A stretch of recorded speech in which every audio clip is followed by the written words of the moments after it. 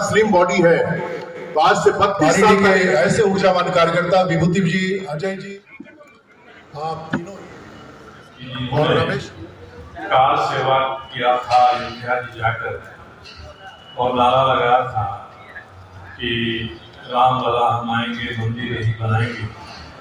उस समय उनको कोई भरोसा नहीं था, विश्वास नहीं था कि राम मंदिर इस रूप में आकार ले लेगा। कई लोग ऐसे हैं जो कार सेवा में गए, वहां से जीवित वापस नहीं लौटे। कई ऐसे हैं जो अपने जीवन में भगवान श्री राम मंदिर का निर्माण होते नहीं देख सके। आज उन सभी के परिवारजन भी यहाँ उपस्थित थे, और वैसे सभी कार सेवक भी उपस्थित थे जो स्वयं अयोध्या जाकर इस आंदोलन को बल दिया था। यह कार्यक्रम ऐसा कार्यक्रम है कि इसकी इतनी प्रशंसा की जाए वह कम है। देश नई करवट ले रहा है, संस्कृति में भी उथल पुथल हो रही है, और भारत की सनातन संस्कृति के जो अनछुए पन्ने थे, इनको लोगों ने किनारे कर दिया था। उन पन्नों में सिमटे हुए तथ्य भी अब सामने आ रहे हैं।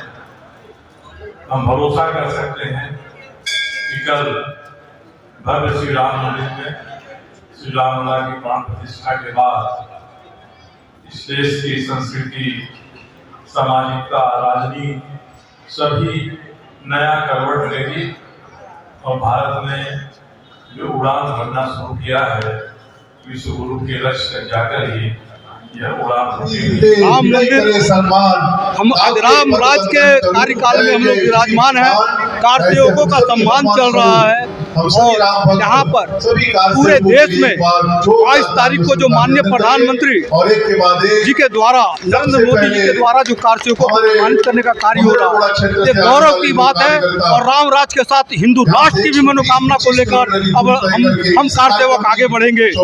इसी के उद्देश्य से आज जो कार सेवकों का सम्मान है, जो हमने 88 में, 89 में और 90 में कार सेवा में अपना भाग लिया और आंदोलन किए, ये हजारों कार सेवकों ने अपनी बलिदानी दी है, और इस मंदिर के निर्माण के लिए सबसे पहले कार्य को किया है। और 1992 में प्रतिबंध का भी मुकदमा हमारे ऊपर हुआ, और उसके बाद ये कार्य जो है सफल हो पाया। इसके लिए मैं माननीय नरेंद्र मोदी जी को आज तहे दिल से कि पूरे भारत वर्ष को हिंदू राज्य का निर्माण और हिंदू राष्ट्र बनाने का जो संकल्प है वो पूरा हुआ। माननीय योगी जी को इसके लिए जो कार्य उन्होंने किया है, जिस तरह से कल्याण सिंह ने अपनी सरकार की कुर्बानी दी थी, आज वो कुर्बानी भारतीय जनता पार्टी के माननीय नरेंद्र मोदी जी और हमारे योगी जी महाराज के सपनों को पूरा कराने के लिए कार सेवकों का सम्मान किया।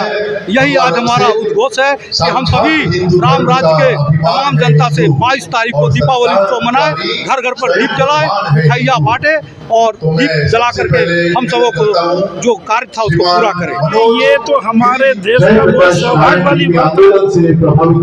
कई सालों से जो हमारी देश की जो तमन्ना था, जो हमारे जनता का भावना था, जो हमारे सनातन धर्म का एक अचीवमेंट था, वो हमने कल पाएंगे।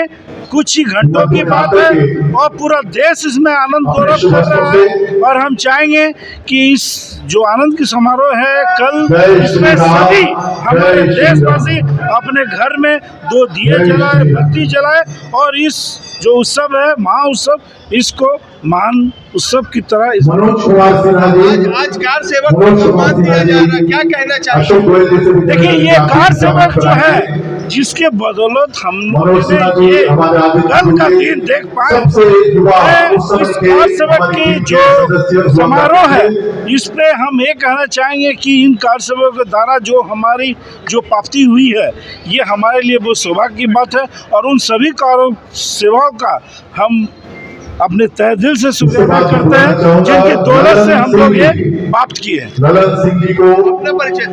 मैं जिला परिषद सफल वजनदार लघु उद्योग भारती जनरल सेक्रेटरी नाहिदपुर।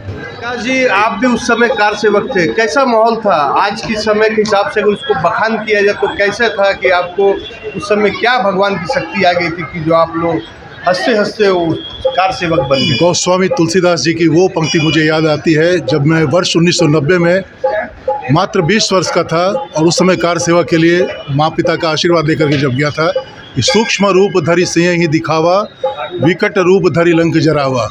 छोटे से छोटे रूप धारण करके, और दिनकर जी की वो पंक्तियाँ थी कि क्षमा शोभती उस भुजंग को जिसके पास गरल हो, और दंतहीन क्या विषहीन जो नित विनय सरल हो।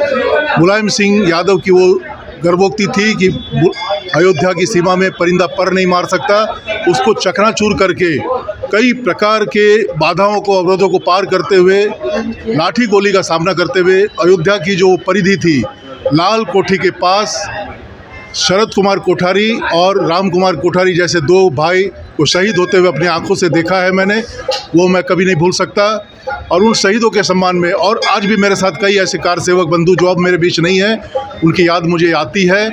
और कई उतार चढ़ाव, उस समय हम लोगों ने 2 तल्ला से छलांग लगा करके झाड़ियों में, और फिर जब गिरते हुए भागे थे तो 2 डेड बॉडी मेरे ऊपर गिरी थी। और जब मेरे मित्रों ने देखा था कि लहूलुहान होकर के किसी प्रकार से 4 किलोमीटर की परिधि को बचते हुए आंसू गैस के गोले और इसमें से गुजर करके जब हम लोग गुजरे थे, वो दिन कभी भूल नहीं सकते।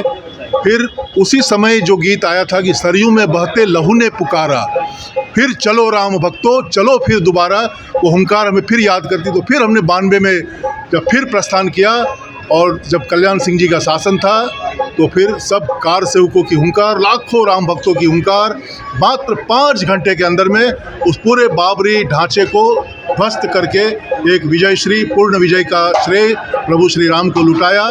और स्वर्णमयी लंका न मिले माँ अवधपुरी की धूल मिले, सोने में कांटे चुभते और मिट्टी में है फूल खिले, ऐसी अवधपुरी को हमने फिर से सुसज्जित किया।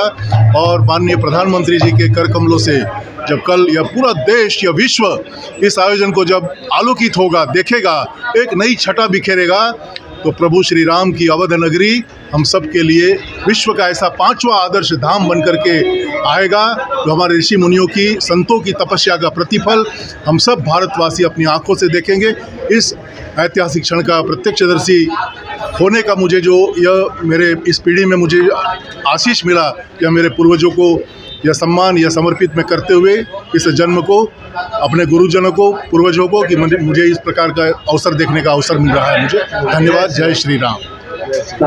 इसमें इनके बारे में केवल को मैंने दिखा था 19-20 बरस का एक युवक, राम भक्ति से परिपूर्ण 30-35 बच्चों के साथ केवल अयोध्या जाने के लिए इस तरह छटपटा रहा था कि मानो राम खुद बुला रहे हो इसको, और उसका वो दृश्य मेरे हृदय के बर्फ पटल पर छपा हुआ है।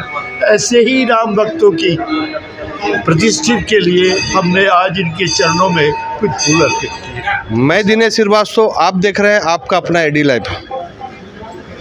कार सेवकों का सम्मान, कोल्हान के जितने भी राम भक्त हैं जो राम जन्मभूमि के लिए सेवक किए थे, जिनके लिए बलिदान दिए थे, आज उनकी दिन इतिहास में गिना जाएगा, क्योंकि उन्हीं के कारण जो एक पलीता आग लगाया गया था जिस प्रकार लंका में, और वह आज फलीभूत हो गया है।